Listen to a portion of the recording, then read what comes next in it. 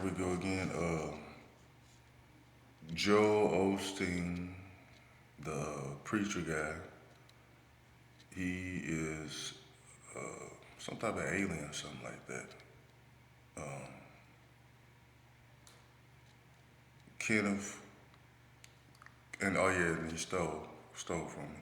Um, Kenneth Copeland is Randy Orton, and I remember I can't even remember exactly what pastor I was back in the day.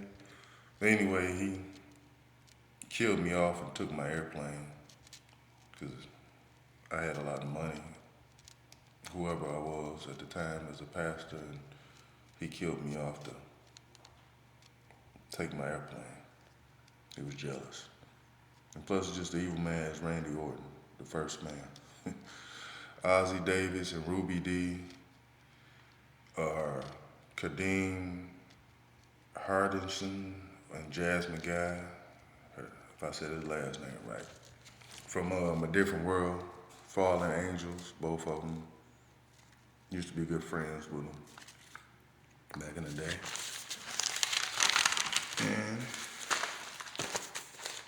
And when I was talking about how these fallen angels and everybody, not everybody, but the fallen angels walk around with fake, legs and stuff like that. A good example is Sid Vicious, the wrestler, when he had that foot accident and his leg snapped or whatever from jumping off the top rope. That was because when me and him fought, we used to fight. I used to fight everybody, and his legs got removed, and it came with who was that? Rick Ross came with the idea of the fake artificial legs, and he got his new legs, and he just went crazy with them. He started running, swimming. He was doing all types of stuff he never used to do with his normal legs, and by the time he had that wrestling match, he done wore them out. So he wasn't in pain. He was just faking it, just looking like, man, I broke and messed up my legs. Yeah, he wore them out. He overdid it with them. So him, Bob Sapp, his Warren Sapp brother, but not. But he was another example. I used to have to fight him. You can tell by how he's big at the top and real small at the bottom. But he's a good guy.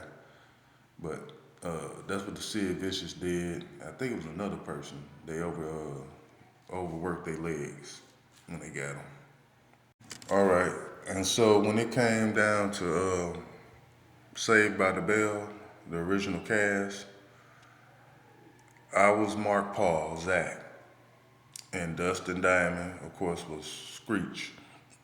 Excuse me. And me and him, well, Dustin Diamond, he was the whole production crew, like the whole film and everything. That was Dustin Diamond doing everything. He's a powerful alien. And me and him would get into fights because of jealousy. At first, I don't know who really started it, but I know we would go back and forth because, as you knew how I said, me being Zach, I was dating Kelly and Lark Voorhees, Jesse, stuff like that. And one day, because Screech, Dustin was doing all the production and stuff. One day, one of the females caught him taking off, one of the skin suits or whatever. And then, this, Screech. And everybody like, and he started getting credit. And, everybody was all, getting the clout. And I got jealous. I'm like, dang, I'm like, man, got the girls, everybody on him now. And like, he's so cool and all this. So me and him used to have back and forth bouts. Then one day, it got to the point I put my hands on him, and he didn't appreciate it. Of course, nobody would. And he was sending these headaches to me, and I was wondering, like, why I'm keeping these migraines the whole time. It was him doing it. And then one last time I went to the room, the little bed I had on the shelf, and I never woke up. He switched me out, and he took me out the whole crew. And all of them are fallen angels. Except him, he like just a powerful alien by himself. And he is also too. He faked his death. He is Seth Rogen. That's his new body. And last time I checked, I believe somebody, I don't know if it's the government, somebody was taking over his, controlling him because he's so powerful that, you know, him alone, somebody controlling him. But anyway, me and him used to get into it, and we used to be good buddies. And I apologize to you, man. Yeah, we both jealous of one another. But anyway, let me carry on. The singer from back in the day, Monifa, Cameron, had his cousin Bloodshed killed, and both of them are fallen angels. Monifa, Cameron. I already said before, Method Man, Redman, Wu-Tang, all the Wu-Tang clan members, all fallen angels.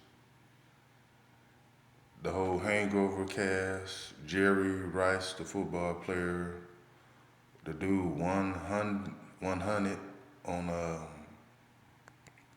TikTok content creator.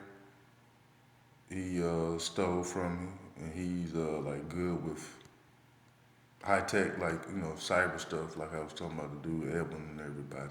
Him and Joe Rogan from UFC and stuff. Him. Okay, and another fun fact. I seen some on TikTok the other day. They was talking about Chris Paul, why he doesn't like people touching his hair. Well, the reason for that is back in the day when I was on the Clippers, and back then everybody using their magic, and he used to prank me. Well, we used to battle with our magic and whatnot. But one day, we got cool, and I pranked him because he did something to me. I forgot what it was, but I pranked him and made him bald. And when I did that, I got like the next thing, he had to walk around, like a humiliation ritual or something for a couple of days. Anyway, I was end up fighting somebody back at home or something, and whoever it was, they jacked me up. So they hit me so hard, I forgot my damn magic. And so when it was time to take it off, I couldn't take it off. I could remember the curse that I put on. So what happened was, of course he was mad. I had to give him the connection with Freeway, Rick Ross, Denzel, whatnot, whatever you want to call him, because he can get you fake hair and fake legs, whatever you need. He had an alien or intelligence stuff, make it look real.